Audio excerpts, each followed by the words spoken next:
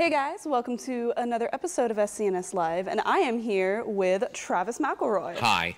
How are you doing today? I'm a little sweaty. How are you? Also I'm a little sweaty, but I'm not going to take off this cool jacket. I like it too much. You have to keep the layers because it completes the look. Well, anything I can do to throw off the white balance of the camera is really what I'm going for. Yeah. Perfect. Perfect. We do want to make our camera person angry with that. Yeah, I assume I'm completely washed out right now, but it's totally fine. It'll be fine. Yeah, it'll be fine. So how have you been enjoying Dragon Con? Oh, it's been great. Love Dragon Con. So much walking. Really getting my steps in. It's been wonderful, you know? Get to do lots of different things. I love how varied the experience is where, you know, I'm doing panels on a bunch of different stuff, and it's great. Awesome. So what kind of panels have you been doing for the con? Well, let's see. This morning I just did one about like narrative in tabletop role-playing like podcasts, and then doing one with my dad and my brothers about what it's like influencing the next generation of nerds. I'm doing one with my wife where we're doing a Schmanners thing where we're going to do like questions and stuff. And then we're doing one that's just like McElroy Family Fun Hour, one about mental health in content creators. Lots of fun stuff. That's awesome. So you have your hands in a lot of little pies when it comes to the podcast stuff. Where do you find inspiration for everything? I mean, usually most of the shows that we do come from like, well, I've done a lot of shows. So a lot of the shows I've done have been like, this is just stuff I like doing with this person already and things I like talking about for them. But like my brother and me, it's usually whatever strikes my fancy. I know on some degree will hit with my brothers as well. Even if they don't find it funny, it will like click and be a thing.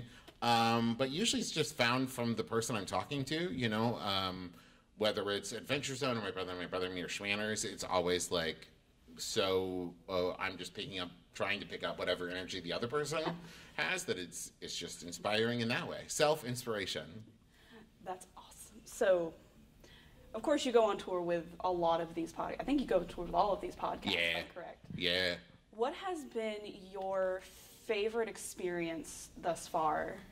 Well, there's a couple. So, I really loved this is a couple years ago, going to San Jose for the first time, and I got to go to the Winchester Mystery House, which has been a dream of mine since like I was in high school. So that was pretty exciting. But nowadays when we tour, we take, let's see, so from Gus to Charlie, we have a 1-year-old, a 2-year-old, a 4-year-old, 2 5-year-olds, and a 7-year-old.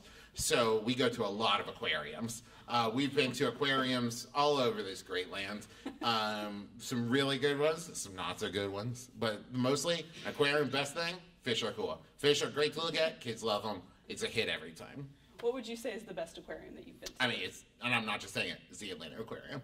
It's great and it's huge. Though I do like the one in Boston too, because it's just like a huge central column and then like a spiral around it. And so like the whole visual of it is very cool. It looks like some kind of like spaceship where they're like, these are the last remaining fish of Earth. And so like that's fun. And the worst one I've ever been to, I'll just say it, was in Honolulu. And I went there with my wife and our 2-year-old at the time. And I realized it was because if anybody wanted to see fish, they were everywhere outside. Yeah. It's like, who goes to Honolulu? And then it's like, you know what? I'm going to see fish inside a building. And apparently the answer is me. And like, I expected to walk in and then be like, I didn't expect to see you here. But it was fine. Everybody there was very nice. And I hope they're not watching this right now. That makes complete sense. So after your tours, like after you've gotten home, what is like the one thing you look forward to relax? Oh, sleeping in my own bed, 100%. I am an old brittle man. Last night I woke up at 4 a.m. and I had to like change positions because the bed was too hard. It was hurting my shoulder. And it's so, getting to sleep already for me is such a precarious experience that then changing out anything, and I'm like, well, I don't know what to do with any of this. Ask my wife, anytime like we stay in some place that's not my own bed, I can't remember which side of the bed I sleep on. I can't position it. I'm like, how do I fall asleep? I don't remember where I put my arms. I don't know anything. And so just sleeping in my own bed, I miss it. So I miss it now. Do you get to go home after Dragon Con's over? Yeah. Yeah. And I can't wait. And all my kids. Also my kids. I miss my kids. Miss my kids too. Not just my bed. Miss my kids and my wife. No, it makes complete sense that you would miss the bed. I can just imagine that you come home and you just flop down. Oh yeah, 100%. Well, I can't FaceTime my bed. I can FaceTime my kids. I could FaceTime my bed, I think, but I don't think I get much out of the experience. Yeah, then it's just like yearning to go Yeah, home. then I'm just like, honey, hold it up further, point it at the bed. Oh, how you doing, buddy? And I think that gets weird after a while. Just a little bit, yeah. So this is a bit out of the realm of what we were talking about, but we did mention it before the interview. So you do a lot of stuff with your family, both like your wife and with your brothers and your father on your podcasts. Has there ever been a time during recording that you just wanted to like strangle one of them, or? Not really. I mean, not during the podcast. No. In real life, yeah. No. I no. It's when we were kids. Justin and I clashed a lot. Our energies were very, very different. And like I was very annoying, and he was not into that for some reason. And so he and I fought a lot. Mostly just like got on each other's nerves, and on purpose. A lot of the time was just like mess with each other a lot, but never with Griffin. Griffin was just a fragile porcelain doll of a child, and so he would get mad at us. And it was so cute, like a little scrappy puppy. And whenever he would get mad, we would just kind of pick him up. We'd get behind him and pick him up and just hold him while he kicked his little feet until he burned out all of his energy and calmed down, and then we'd set him back down. And Justin and I talk about that all the time.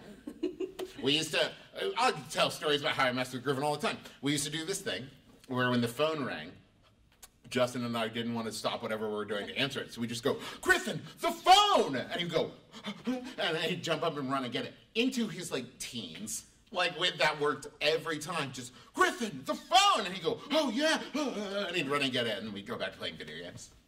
Yeah, good times. That is probably the best sibling experience anyone could have. Yeah. I miss it. I miss being able to pick Griffin up. He's my size now. I can still do it, but I probably hurt myself, as I talked about earlier. Brittle old man. So the tables have turned. Well, no, he's brittle too. We're all brittle at this point.